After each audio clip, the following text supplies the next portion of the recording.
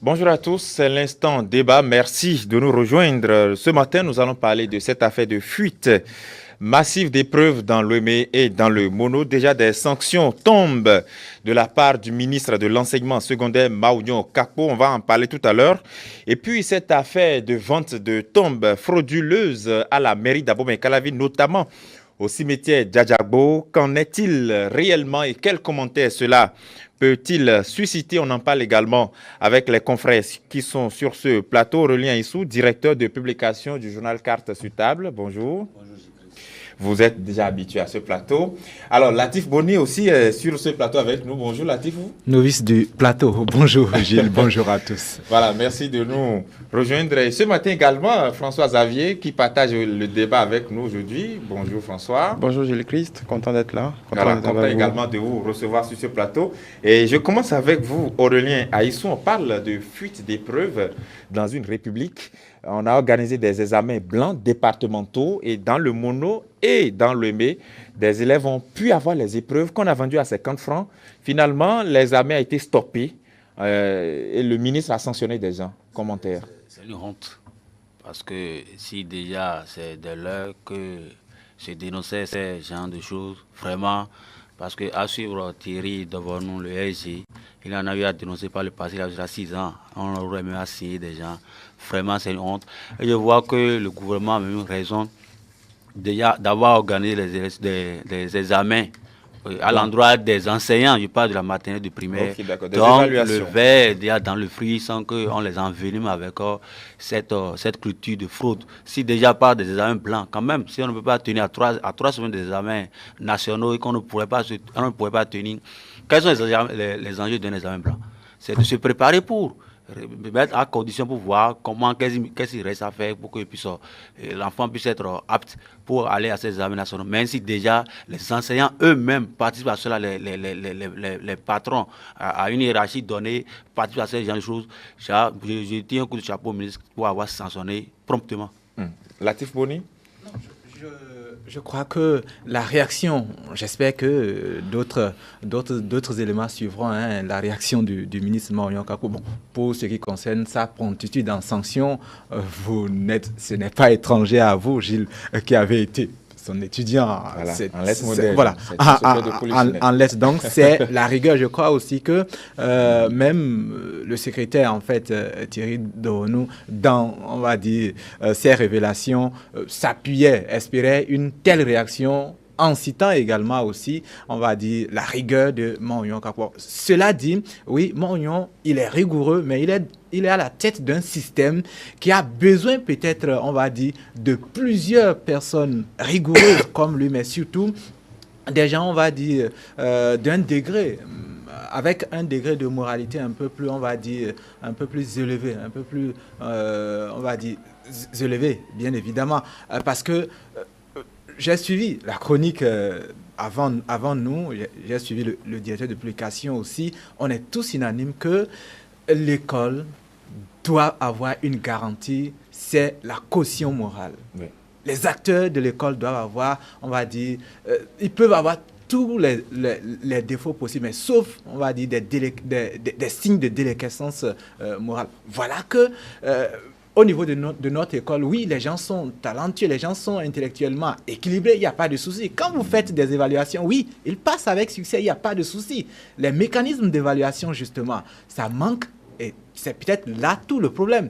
Quel élément, quel mécanisme pour pouvoir évaluer, on va dire, les cautions morales, c'est peut-être pas évident parce que quand vous prenez les acteurs de notre système éducatif, ce sont des gens intellectuellement, parfois au-delà même de ceux dont on a besoin. C'est dit qu'au niveau du primaire, vous avez des gens parfois qui ont la licence, parfois qui ont quoi, le DIEL 2, donc le deuxième degré donc au niveau universitaire, mais qui servent au niveau du primaire. Ça, il n'y a pas de souci. Mais les éléments de moralité, c'est là notre problème. Et vous verrez que même au niveau donc du second sujet, on a affaire à un sérieux problème de moralité quand on en arrive à faire des rentabilités au niveau donc des morts, qui nourrissent les vivants. Alors, François Xavier, comment expliquer cette fuite-là au niveau de deux départements qui ne sont quand même pas frontaliers, hein, l'OME et le Mono? C'est comme si c'était organisé. Je ne pense pas. Je pense que c'est d'abord une volonté des acteurs qui ont voulu aller dans ce sens. Je voudrais rebondir sur ce que mes confrères viennent de dire. L'école, dans un pays comme le nôtre, qui est en quête de développement, en quête d'évolution, l'école, comme partout ailleurs, devrait être un lieu sanctuarisé, avec tout ce qu'il y a comme conséquences autour. Mais j'aurais tendance aussi à dire que la bonne nouvelle dans cette histoire, c'est que ça arrive au niveau des examens blancs. Voilà. Ça veut dire que la structure compétente a le temps de mettre des garde-fous pour crédibiliser l'examen final. Parce que n'oublions pas que nous sortons d'une année très difficile, entre des grèves. Donc, déjà, il y a une suspicion par rapport à la qualité des enseignements, au nombre d'heures effectuées, voilà. Comment les apprenants pourront témoigner d'un bon niveau pour cette année, ainsi de suite. Donc, peut-être qu'il y a une bonne nouvelle dans cette note négative, c'est que les autorités pourront prendre à temps les dispositions pour crédibiliser l'examen final. Mais j'ai aussi envie de dire une chose. On ne pourra jamais extirper totalement ce pan de tout système. Parce que quand vous construisez un système, surtout le système éducatif, vous pouvez dupliquer cet exemple à tous les autres systèmes. Il y aura toujours des brebis galeuses qui voudront faire commerce de ce qu'ils ont, profiter de leur position, ainsi de suite. C'est vrai que la somme peut paraître ridicule, 50 francs l'épreuve, mais vous multipliez par le nombre d'apprenants qui peuvent avoir accès à ça. Voilà. Aussi, peut-être aussi, oui, on parle de moralité. Le diplôme n'est pas gage de moralité. Peut-être aussi qu'il faut parler de précarité aussi des enseignants. Ce n'est pas une excuse, mais ce sont des indices qui peuvent concourir à cet état de choses. Maintenant, je ne sais pas concrètement comment, dans le recrutement et dans l'évaluation des enseignants, comment les autorités compétentes pourront... Parce que légalement, pour témoigner d'une bonne moralité, je pense que le casier judiciaire suffit. Au-delà de ça, l'autorité compétente n'a pas les moyens de faire des enquêtes approfondies, ainsi de suite. Donc, on ne pourra que s'en tenir au test et peut-être l'action des directeurs d'école, de ceux qui ont l'habitude comment on appelle, des circuits pédagogiques qui vont faire le tour et voir. Déjà, on est en sous-effectif. Déjà, on a un problème de contractuels. La plupart de ces écoles, surtout dans ce niveau d'enseignement, c'est beaucoup de contractuels que l'État engage. Donc, il y a un fouillis qui fait qu'il est vraiment difficile pour un ministre, même s'il est du sérail, de mettre de l'ordre dedans. Mais ça part déjà d'une bonne intention. Sanctionner promptement et donner le signal. Attention, il y a une ligne rouge à ne pas franchir. Maintenant, attendons de voir ce que l'examen final donnera. Alors, Gilles réagit à ce qu'a dit François, c'est notamment la question des deux départements qui ne sont pas frontaliers, vous l'avez souligné. Mais non, c'est aussi peut-être révélateur du fait que, je vais dire, les fraudes, ou plutôt des actes pareils en réalité, sont plus étendus que ce qui a été révélé. Ça, c'est évident. Mais maintenant, effectivement, jusqu'ici, on n'avait jamais eu de sanctions, surtout dans la promptitude. Non, parfois, effectivement, il y a eu des débats, ça s'étouffe, ou les quelques querelles autour donc des fuites terminées dans des tribunaux. Et puis, on sait que la réaction du système n'a vraiment pas été de nature à décourager les fraudeurs. La précarité, non, parce que, vous voyez, quand on en arrive à ce que les épreuves soient vendues entre élèves à 50 francs. Oui. C'est vrai, quand vous fouillez, vous verrez que c'est peut-être une épreuve révélée à un petit siècle. Ça peut coûter combien? Je crois que non. C'est surtout le manque de sanctions qui nous a entraînés à ce niveau. Et surtout aussi le manque aussi, on va dire, des failles au niveau de l'organisation. Si le système est huilé, et on sait qu'à chaque niveau, quand il y aura des failles, les responsabilités vont tomber sur tel et tel. je crois que le problème sera réglé. Ceci dit, au niveau national, les risques sont un peu moindres qu'au niveau au niveau départemental et surtout au niveau zonal. Ça, c'est évident. Maintenant, effectivement, que nous avons, on va dire, un précédent avec des sanctions lourdes, les gens auront peur parce que la peur du gendarme, l'adage, vous savez. Le début de la sagesse. Tout à fait. Alors, Aurélien, justement, un examen blanc ne vient pas sanctionner le résultat de l'élève tout au long de l'année de manière définitive. C'est juste pour juger son niveau. Comment expliquer que déjà, pour un examen blanc, on ait l'intention de pouvoir aider l'apprenant? C'est sûr que c'est parti peut-être d'un enseignant qui a voulu aider soit sa copine, soit son frère, soit sa petite sœur, et qui aussi a des amis, qui ont des amis, qui ont des amis, ainsi de suite. Et paf, on a commencé à vendre. Aurélien, quelle est cette intention-là qu'on a peut-être de commencer déjà à faciliter la tâche aux apprenants alors que c'est l'opportunité pour eux de montrer ce qu'ils savent faire? Non, est-ce que c'est même faciliter la tâche? Parce que moi, je ne trouve pas la pertinence, je ne trouve pas l'enjeu qu'il a là par rapport à aider quelqu'un à un examen blanc. Je ne vois pas, parce que tu peux avoir 5 ans à l'examen blanc et réussir brillamment, et pendant que celui qui est premier à l'examen blanc peut échouer lamentablement auprès des examens. Je vois que c'est une question de morale. Et on voit que les enfants sont formés par des inconscients. On leur inculque la notion de la tricherie déjà dès le bas âge. Tous les enseignants. Si déjà, moi je parle pour ceux-là. Parce que moi je ne comprends pas. Comment un examen blanc, même moi en tant qu'élève, je n'en ai pas besoin. Je n'en ai pas besoin. Donc si déjà, cette formation que je suivais depuis, ça dit que c'est la notion, c'est la logique pour eux. Ils sont déjà dans la tricherie, c'est une logique, c'est une suite logique par rapport à cette manière de faire. C'est peut-être quand on parle des deux départements qui ne sont pas frontaliers, voir que bon, c'est dans ces deux départements que cela a été révélé. Donc peut-être il faudrait que le ministre aille encore au tréfonds de ça, parce que si ceux-là, c'est un réseau, et les vrais examens, il y aurait déjà des cours en préparation pour les vrais examens. Non seulement qu'on ne s'arrête pas à ce qu'on les limoge, mais qu'on aille jusqu'au bout. S'il y a des tests, il faut leur appliquer ça, et que cela ne se fasse plus jamais. C'est une honte, parce que c'est vous qui êtes appelé, c'est un sacerdoce, l'enseignement c'est un sacerdoce, et si vous formez mal quelqu'un, ça veut dire que vous formez une pépinière à la tricherie, à la délinquance de même. Donc moi je ne vois pas, il n'y a même pas de pardon par rapport à ça. Si ceux-là ne sont pas, si bien ceux-là prennent l'enseignement comme un tremplin, ils savent que bon, comme vous avez le chômage, on se livre à ça après. Donc moi je ne vois pas, il faudrait qu'on les décourage à jamais. L'autre élément que je voudrais, et là, c'est sortir un peu du système. Il y a aussi la pression sociale sur les apprenants. Imaginez une jeune fille qui échoue à l'école, l'image au niveau social, donc c'est pratiquement comme si elle a raté sa vie. Les jeunes garçons aussi. En fait, notre société a calqué le succès de la jeunesse, le succès de l'enfance sur, on va dire, les notes à l'école. Cet élément-là, c'est un seulement les jeunes, mais tous ceux qui sont autour. Vous devez apprendre, si vous ne voulez pas jouer, apprenez. Parce que là, les conditions, au même moment que vous échouez là, il y en a qui réussissent. Donc, il ne faudrait pas qu'on dise que pour les gens réussir, il faut passer par ces rois. Non, moi, je ne dis pas que l'issue, je ne dis pas que l'issue, c'est forcément la tricherie. Il nous faudra comprendre aussi que tout le monde ne peut pas savoir récolter les bonnes notes. Mais cela ne veut pas dire que tout le monde est taré. Il nous faut des alternatives aussi pour non pas excuser ceux qui n'arrivent pas à avoir 20 à l'école, mais des alternatives, par exemple, pour des gens qui n'ont pas une intelligence, on va dire, scolaire, mais qui peuvent avoir d'autres intelligences. Ça, notre société n'a pas encore réussi à internaliser ça. Très bien. Quand tu n'as pas 20 à l'école, tu es la risée, non seulement de ta maison, mais de ton quartier.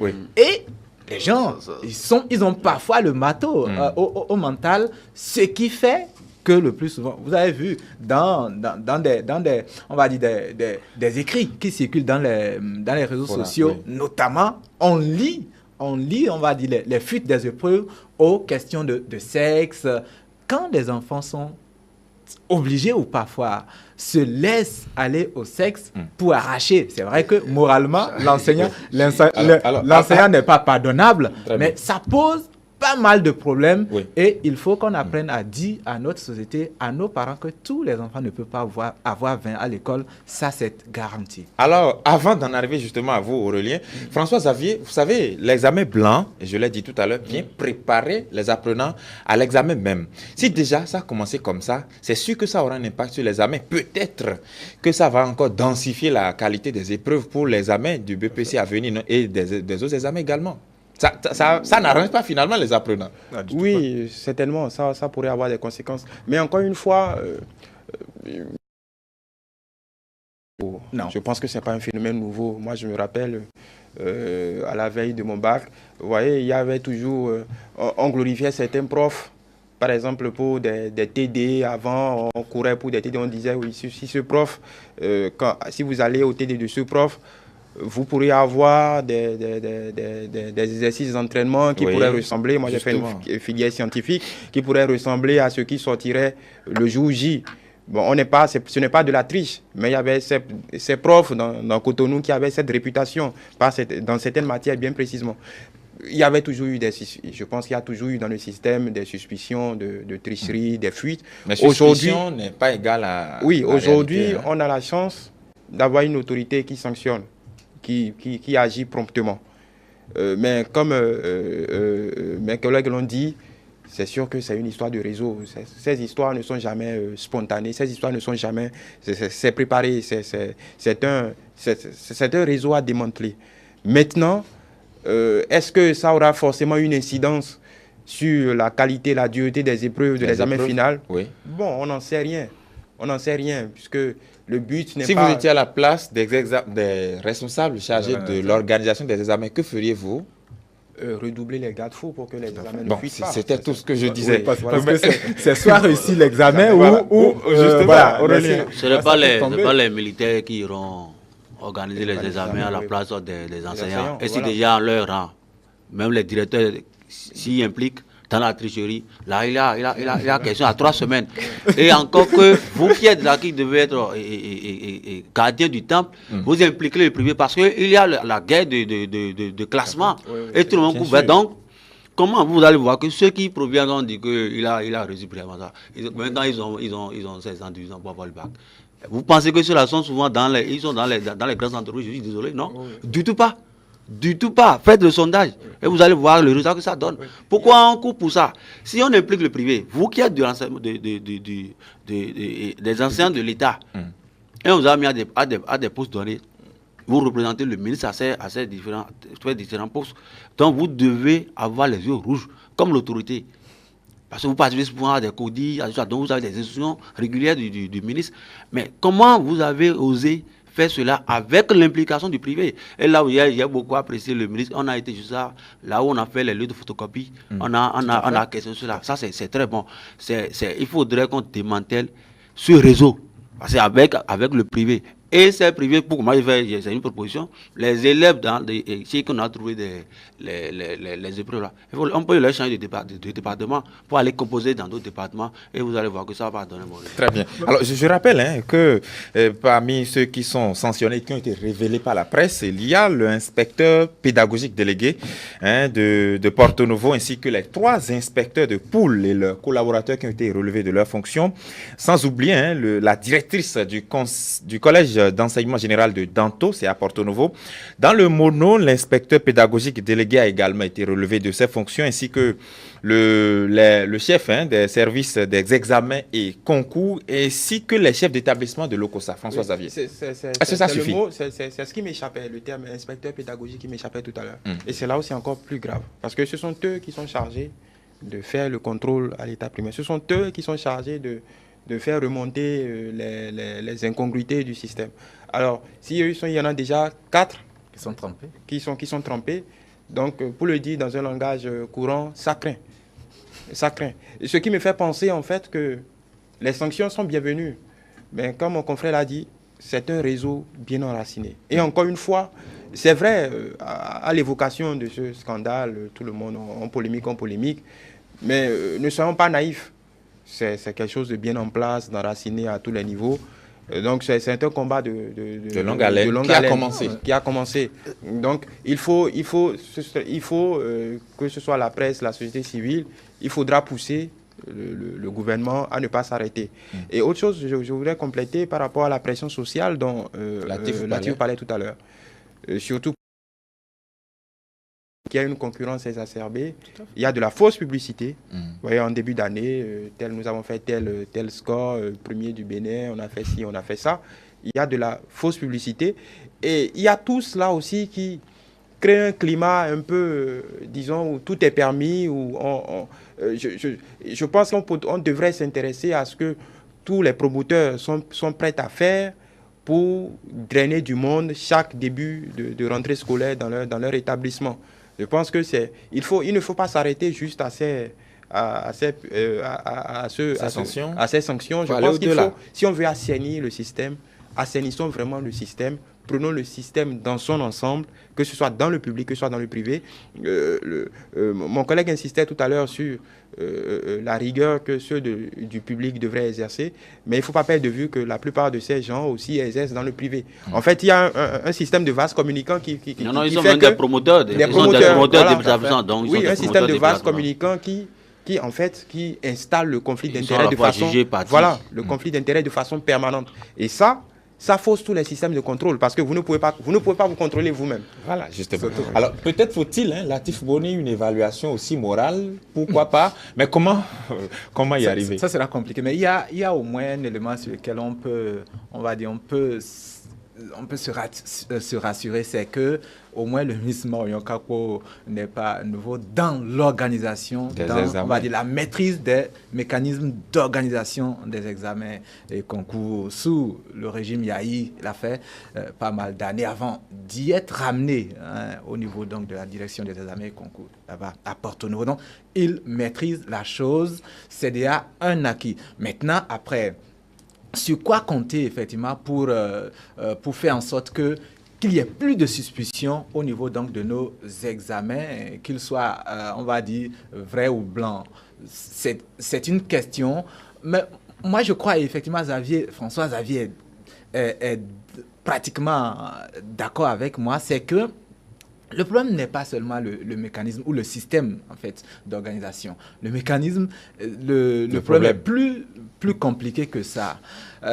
D'abord, la pression effectivement au niveau des privés qui bâtissent pratiquement leurs finances sur les rangs et autres. Ça, c'est le premier élément. Le deuxième élément qui me paraît très important, c'est le fait effectivement que jusqu'ici, il n'y avait du tout pas eu de contrôle et surtout de sanctions. Au niveau national, est-ce qu'il y aura, on va dire, un mécanisme pour pouvoir évaluer la crédibilité ou la réussite de l'organisation? Il n'y en a pas. Et là même, revenons sur la façon dont ça a été révélé. Qui fouille? Qui met la pression sur les organisateurs? Pratiquement personne. S'il n'y avait pas de réseaux sociaux, on n'en serait même pas là en train de causer. Et là, peut-être que nous allons nous renvoyer la balle, nous, la presse, dans son ensemble. On n'a pas d'enquête, on n'a pas de suivi, on ne révèle rien. Peut-être qu'aujourd'hui, WhatsApp et autres nous facilitent la chose. Donc, je crois qu'il n'y avait pas de pression sur les organisateurs jusqu'ici. Et donc, les gens pouvaient tout se permettre. Aujourd'hui, peut-être, WhatsApp peut être une sérieuse menace. J'espère que c'est un élément qui va forcer les gens à un peu revoir leur caution morale. Sinon, il n'y a aucun moyen de faire l'évaluation. On a déjà évoqué ça avec François Xavier. Oui, il n'y a pas de mécanisme. On ne peut pas mettre en place une commission d'enquête morale. Au-delà de ces jours-là, moi, je dis quelque chose. Parce que le ministre Marion Kako ne va pas rester là éternellement. C'est un appel à la conscience de chacun d'entre nous pour savoir si ce que je fais, ça. Mais quand on parle d'éducation, c'est grave. Parce que c'est là la société. Ceux qui font ça, certainement ils ont été aussi formés comme ça. Quand tu vois ton professeur qui t'a bien formé, même ça, malgré sa rigueur, tu seras fier de dire bonjour monsieur. Mais si c'est pas la tricherie que vous aidez, non, mais ne soyons pas naïfs. La conscience, les questions morales, les questions morales. Je parle comme ça parce que j'ai pratiquement servi dans le de l'éducation. Donc, j'essaie même à la tête tout ça là. Même si vous êtes dedans, le ministre ne veut pas voir la couleur des enveloppes, des épreuves. C'est fermé. C'est fermé. Mais ceux-là qui sont appelés, si moi j'ai été mal formé, je prends le cas des journalistes, on va voir, vous allez trouver des gens qui ne sont pas formés. Toi qui as étudié pour être là, tu seras même gêné quand tu vois ceux-là qui n'ont pas fait fournir le même effort, qui n'ont pas la même intelligence que toi, de dépasser. Mais ça revient après. Donc ce que je dis ici, si vous avez faitement étudié, vous n'allez pas permettre à un enfant d'aller tricher et mieux l'accompagner dans la tricherie. C'est ce que je dis. Donc c'est un appel à la conscience collective et qu'on sévit. Moi je le dis, j'insiste ça, qu'on sévisse, puisque ceux-là, non franchement, quand l'éducation est ratée, ce sont ceux-là qui nous préparent les délinquants de demain, et moi je vais être en sécurité. Alors justement, on va évoluer, si vous le permettez, on va évoluer avec le deuxième sujet qui certainement aussi est une affaire, une nébuleuse. À Bomé-Calavi, par exemple, les morts commencent à nourrir les vivants déjà avec des tombes qui n'existent pas mais qu'on vend. Et on fait le point après, on constate que le nombre de mausolées qu'on a constaté est inférieur au nombre de tombes vendues sur papier. Et je commence avec vous, Latif Boni, justement, sur cette affaire. Comment expliquer que dans une municipalité, des gens qui ont une certaine responsabilité se laissent aller à de telles dérives? Est-ce le besoin effréné de gagner de l'argent ou c'est quoi exactement? Il y a ce besoin-là qui explique effectivement les déviances des Béninois, parce que finalement, on vient à peine de parler, on va dire du secteur éducatif, on va parler du secteur de quoi? De la mort, enfin, entre guillemets. Donc, ceci dit, il y a un élément en fait qui favorise ça, c'est la fébrilité, c'est les failles en fait de tous nos systèmes. Quand dans une mairie, une grosse mairie comme celle d'Abomey-Calavi, on est sûr que un an ou même un mois durant, on peut frauder sur le nombre de tombes vendues, le nombre d'espaces en fait pour ériger les tombes vendues sans être rattrapé. C'est vite fait de se laisser, on va dire, submerger par son démon. Ça, on parle de conscience morale. Mais écoutez, même on va dire, même les prophètes, voilà, qui sont les sceaux même de la moralité, ont eu des failles. Parfois, ils se sont vus dominés par leurs démons. Tant qu'il n'y a pas de menace, la conscience, elle s'endort et ce qui la remplace tout de suite, c'est le démon. Comment expliquer qu'une grosse mairie puisse faire un mois de vente d'espace pour les mausolées et qu'il y ait des fraudes, que les gens ne s'en rendent pas compte? 2 mois, que les gens ne s'en rendent pas compte. Peut-être même que depuis l'avènement donc de la décentralisation, que les gens se sont effectivement enrichis, qu'ils se sont vraiment, on va dire, engraissés sur ces systèmes-là. D'abord, effectivement, il y a des responsabilités effectivement individuelles, mais celui à qui, ou la responsabilité qui m'intéresse, c'est la responsabilité de la structure elle-même. Il faut que nos systèmes, il faut que nos structures bâtissent vraiment des systèmes un peu, on va dire, qui fassent peur. Malheureusement, j'ai l'impression que une fois que vous avez le niveau CEP, vous pouvez dribbler nos systèmes, et que ça soit au niveau de l'organisation des examens, c'est la même chose. Nous voilà ici au niveau donc de la gestion de nos morts. Ça voudra dire que les individus sont plus intelligents. Que nos structures. Ça pose un sérieux problème. Il faut revoir la pyramide. Oui, François Xavier. Si ce n'était pas un sujet aussi macabre, je dirais simplement, si je reste dans le ton avec lequel vous avez présenté le sujet, je dirais que ce n'est que la chaîne alimentaire qui se poursuit. Que les vivants s'enrichissent sur le dos des morts, bon, c'est la même chose. Mais pour revenir à la gravité de la situation, encore une fois, moi, je ne suis pas surpris. C'est la cupidité habituelle. Que je pense que c'est une rente. Et je pense que ce n'est pas la seule mairie. Encore heureux que le sujet vienne au goût du jour. Je pense que ce n'est pas la seule mairie. Des gens qui ont payé et qui ont eu leur ticket pour une place et qui, au moment d'enterrer leur mort, quelques mois n'ont pas eu leur tombe, moi, c'est un sujet auquel j'en ai déjà entendu parler. Et je me demandais quand est-ce que la mairie, quand est-ce que ce sujet reviendrait. Donc, encore heureux que ce sujet vienne aujourd'hui à la phase de l'actualité. Mais c'est la cupidité tout simplement. C'est vendre un peu plus de place que ce qui en a. Je pense que ce sont juste des tickets, à la limite, quitus, ça sonne comme de l'insolite. Oui, il faut auditer jusqu'au cimetière. Est-ce que quelque Non, part... c'est un pour ne pas choquer les gens, c'est une affaire comme une autre. Je pense que la mairie, c'est une rente pour la mairie. Pour ceux qui, c'est un peu, je vais pas, comme comparaison n'est pas raison, mais c'est un peu comme la nébuleuse autour des parcelles, ainsi de suite. C'est une rente comme une autre. Les gens se sucrent là-dessus jusqu'au jour où le scandale éclate et puis qu'on commence pas à situer les responsabilités. Là encore, il faut une enquête fouillée, approfondie et que les sanctions tombent. Sinon, le sujet, c'est la difficulté de notre temps en ce moment. Un sujet chasse une autre. Ça fait la une, ça inonde les réseaux sociaux, on en parle. Et dès qu'il y a un autre sujet polémique, on repasse à autre chose. Mais aller à PK14, demander aux gens quelle est la difficulté, dans quelle difficulté ils sont pour enterrer leur mort. Il y a des gens qui enterrent leur mort et reviennent des années après et on a enterré une autre personne à la place. Donc il y a beaucoup d'histoires à raconter par rapport à ce phénomène. Vraiment. Auditer les mairies, oui, il faut auditer pour ne pas être grandiloquent. Je pense qu'il faudrait auditer tout le Bénin. En fait, les sujets sont très vastes. Mais encore une fois, pour revenir au B.A.B.A., c'est un sujet de cupidité habituelle, comme on en trouve partout. C'est peut-être par rapport, on dit mort, ça choque avec le poids culturel qu'on a dans notre pays. Chez nous, les morts ne sont pas morts. Oui, encore une fois. Ils existeraient quelque part et seraient en train de nous regarder. Et pourtant, on n'a pas peur de pouvoir les profaner. Oui, peut-être que c'est là, s'ils existent quelque part, ils nous regardent. On se dit, bon, peut-être ils n'ont pas forcément besoin d'un lieu de repos. D'accord. Alors, Aurélien, justement, c'est vrai que c'est devenu une culture, un commerce pratiquement. On a entendu le maire de la commune, Georges Bara, qui a lancé un audit et qui, justement, déjà a commencé à sanctionner. Mais comment expliquer que de telles pratiques existent? Bon, je peux dire que Calavia est friand de ce qu'on appelle parcelles, que ce soit à la vente, pas tout ça là. Mais des deux sujets que nous sommes en train de débattre, nous voyons que c'est la corruption.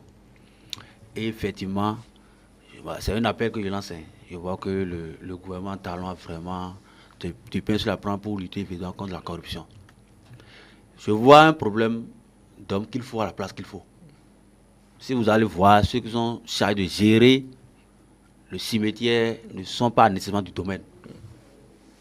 Parce que quoi? Je suis élu, je suis nommé, il peut politiquement placer quelqu'un là. Mais lui, il est là pour un autre problème. Et comme c'est pas la politique qu'il est là, le contrôler, tant mieux. Et c'est pour ça qu'ils sentent que le maire a été surpris de ce que...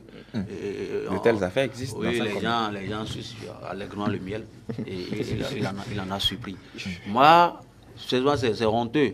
En fait, c'est pas qu'ils vendent, mais ils ne donnent pas toute l'information autour, le nombre le montant encaissé, ils ne disent pas tout, c'est tout. Oui, c'est la nuance, ils vendent, s'ils vendent 10, ils déclarent peut-être 4 à la mairie et ils empochent le reste. Donc c'est tout un réseau. Donc ce n'est pas clair. Ce n'est pas clair. Trois ventes officielles. Ce n'est pas clair. C'est pas qu'ils vendent, les gens ne trouvent pas. Les gens retrouvent. Mais ils vendent. Seulement qu'ils encaissent, mais ils ne déclarent pas tout. Et il y a plus de tombes, il y a plus de ventes que de quittances en fait officielles octroyées. Voilà, effectivement. C'est ce que je dis. Maintenant, quel était le système de suivi, de contrôle mis en place depuis? Parce que le maire Badaïla, ça fait déjà au moins 2 ans. Donc, quel est le système mis en place pour surveiller cela? Et parce que c'est des entrées. Et quand on dit la décentralisation, c'est une gestion autonome locale. Ça veut dire que c'est par rapport à ça qu'on va faire développer la voie. La voie qui mène là au cimetière Djagbo, est-ce que c'est bitumé? Donc il faut aller voir ça. Maintenant, si effectivement penser à cela, on ne serait pas surpris à un moment où les gens déjà pratiquement tout avalé. Donc il faudrait que, quelle que soit la personne qu'on aura placée à un endroit donné, qu'on ait les yeux rouges pour veiller à cela. Parce que après tout, c'est vous qui êtes à la tête, c'est vous qu'on va dénoncer après. Dieu merci qu'il en a surpris et effectivement qu'on dénonce que l'audit soit fait et que cela soit aussi publié. Il a mis en place une commission donc pour évaluer tout ça. Oui, moi je veux bien qu'on parle de moralité, qu'on parle de tout ceci, de conscience. La conscience, c'est pas une machine. C'est-à-dire, une personne n'a pas un bouton quelque part, il dit, ah là, ça chauffe, j'appuie on et la conscience. Non, c'est quand on a peur d'être rattrapé. Oui, vous avez le moi, le sur-moi. Non, je suis d'accord. Selon la psychanalyse de Sigmund Freud. Oui, je suis d'accord. Donc, vous avez ça, le moi et toi. Donc, même pour pécher, la voix vous dit ne faites pas. Et comme vous êtes déjà... Bon, d'accord. Alors, je suis d'accord. Oui, non, je suis d'accord. Non pas que je ne sais pas que tout ça existe, mais quand la conscience, elle vous dit ne prenez pas, et puis vous voyez votre voisin prendre le lendemain, il est riche socialement, il est bien placé, et même que pour les scrutins qui vont suivre, il ose se présenter, il est fait élu local, alors que vous savez comment il a érigé, on va dire, sa personnalité. En fait, vous voyez que ceux qui ont mis leur conscience en off évoluent parce qu'il n'y a aucun mécanisme. Mais le problème de Calavi, nous parlons des tombes, c'est pire que ça. Quand je parlais des mécanismes d'évaluation, des mécanismes et de moyens de gestion, des choses élémentaires, c'est de ça que je parle.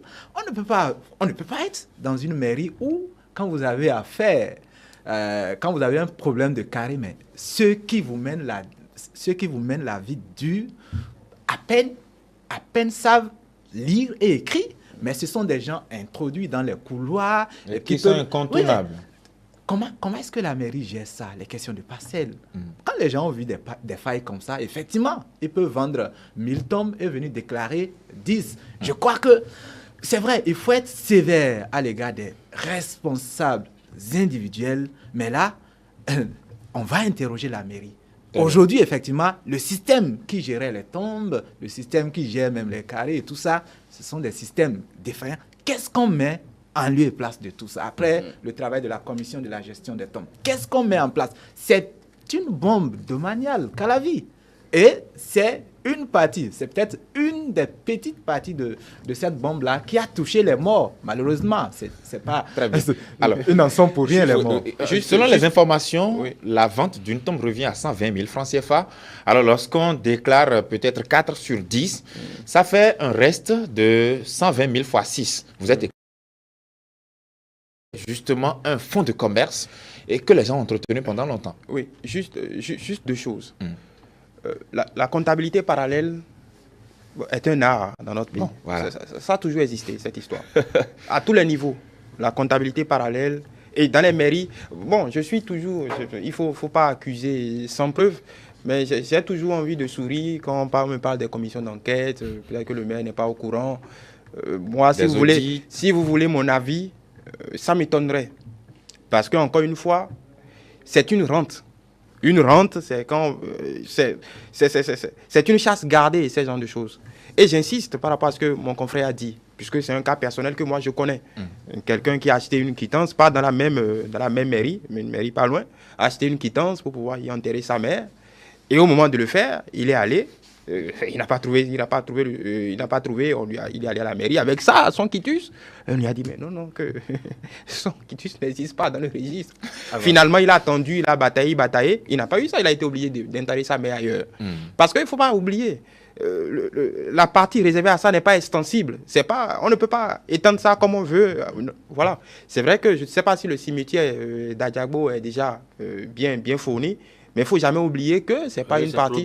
C'est clôturé. Oui, tout. Il ne faut pas avoir l'esprit que c'est extensible à volonté. Donc, à un moment, quand vous faites une comptabilité parallèle, vous délivrez des quittances à gauche et à droite, ça coince à un moment ou à un autre. Voilà. Maintenant, nous parlons de conscience depuis ce matin. La seule chose qui tient les systèmes démocratiques qu'on connaît en place, c'est les mécanismes de contrôle. C'est pas la conscience. À ce sujet, je suis très obusien. C'est-à-dire qu'il faut considérer la société comme un endroit hostile. Donc la seule chose qui peut contraindre l'homme à bien se comporter en société, c'est la loi. Vous pouvez compter ensuite sur ça. Parfois, on a l'habitude de donner les exemples d'autres pays. Vous savez, dans ce pays, les gens sont les gens sont consciencieux, Mais quand vous regardez en profondeur, c'est parce que... à 90%, la loi les contraint à se comporter d'une certaine façon. Et après, la culture de cette pratique finit par les enraciner, les inscrire pour contrôler, celui qui doit contrôler doit être consciencieux.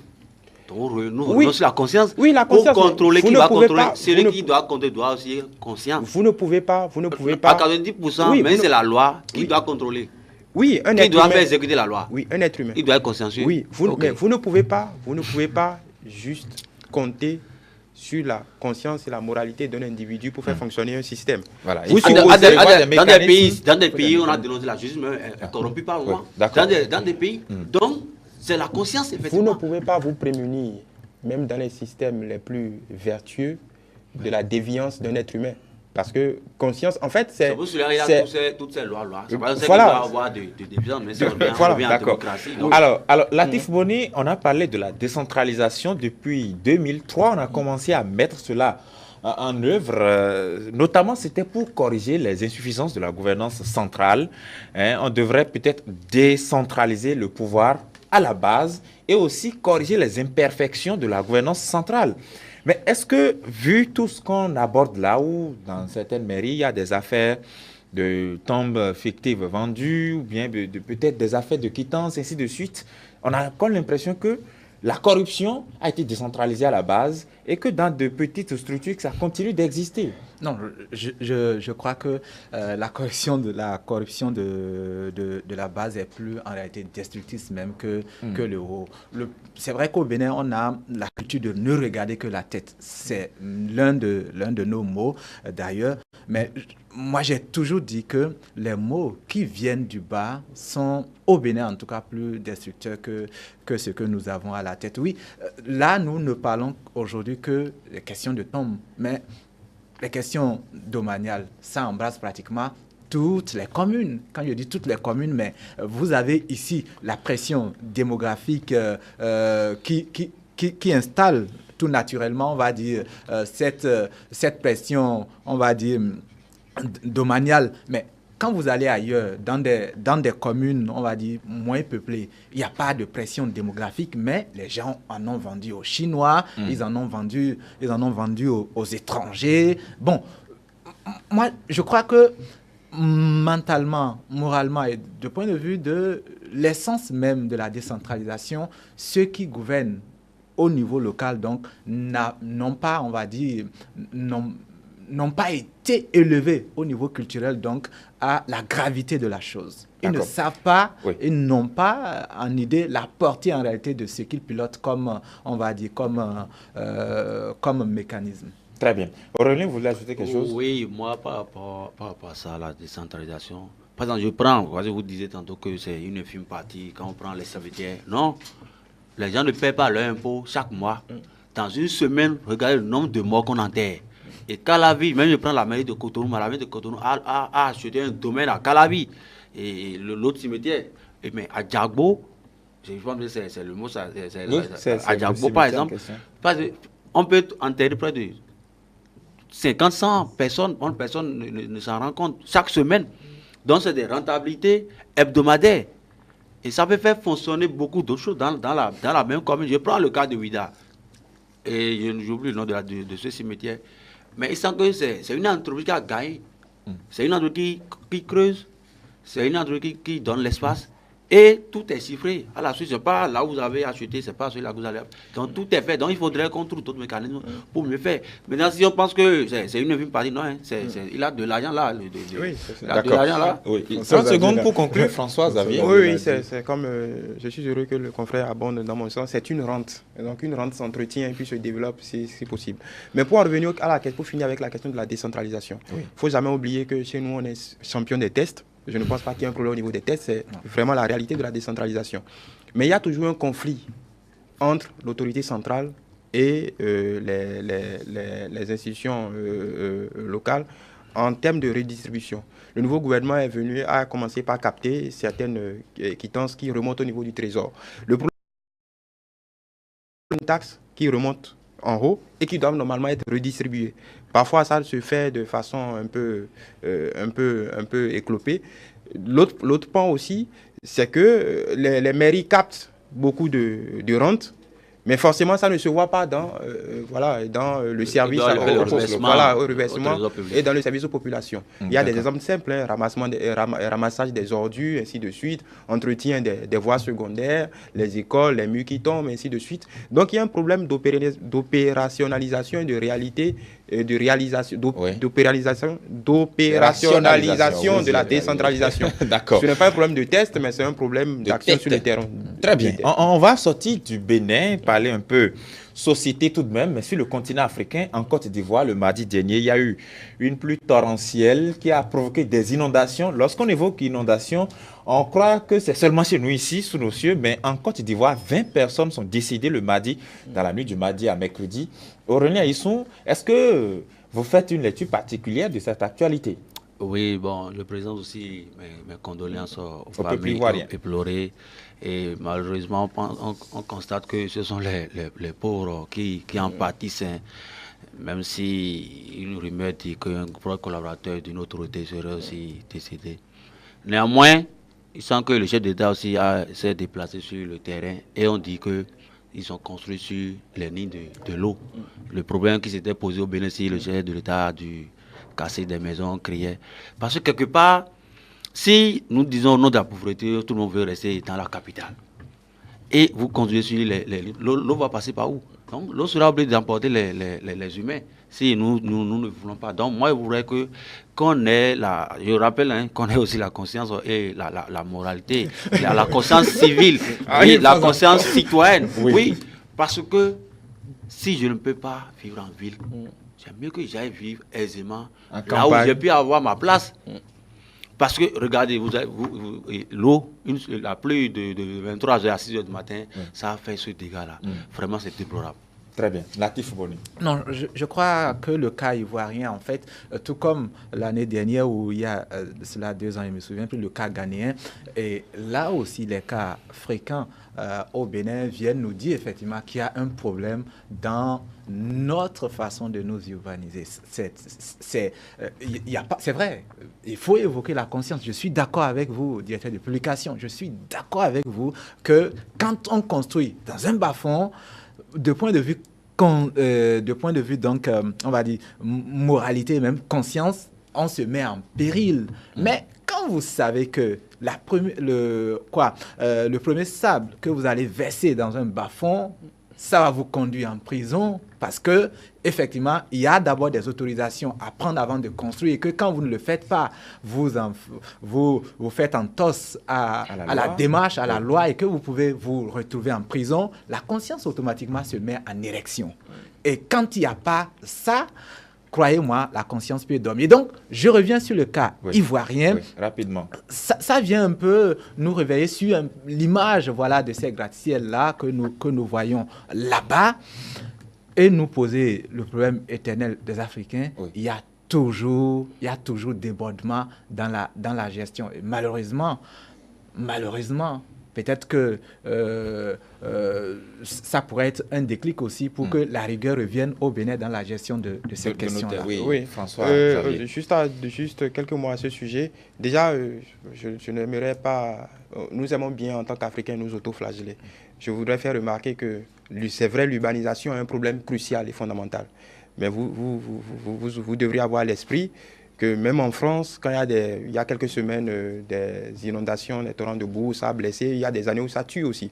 Donc, urbanisation ou pas urbanisation, il faudrait aussi voir le déchaînement. Mais là, c'est pas des caprices climatiques. Les changements, on n'en sait rien. C'est pas une catastrophe naturelle. L'ampleur des précipitations, parce qu'il y a déjà quelques années, ça s'est fait. Parce que ce n'est pas juste des maisons que ça casse. Ça casse des infrastructures routières, ainsi de suite. Donc, il faut se poser ce type de questions aussi. Oui. Mais c'est vrai que l'urbanisation galopante de nos villes, la pression démographique va faire que ces incidents vont se répéter de plus en plus. Très bien. Merci à vous, messieurs. François-Xavier Noumon, Latif Boni, Aurélien Aïsson, qui est le patron du journal Carte Sudal. Merci à tous d'avoir été sur ce plateau. C'était plaisant.